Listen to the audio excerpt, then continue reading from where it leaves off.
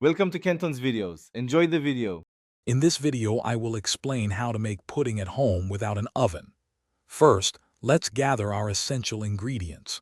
You'll need about 2 cups of milk, 1/2 cup of sugar, 2 tablespoons of cornstarch, and your favorite flavorings.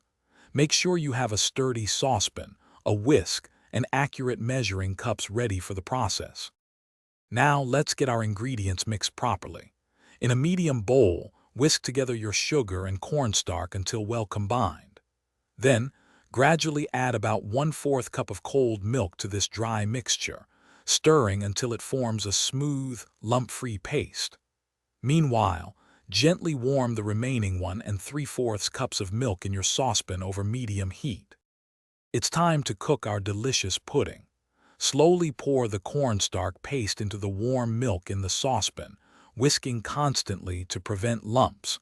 Continue to cook and stir for about 5 to 7 minutes over medium heat. You'll notice the mixture thickening considerably.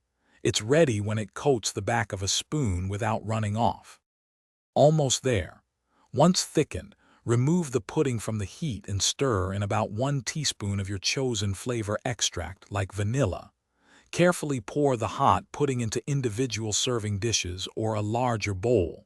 For the best texture and taste, chill the pudding in the refrigerator for a minimum of 2 to 4 hours. Then, it's ready to enjoy. Thanks for watching. Consider subscribing if we helped you.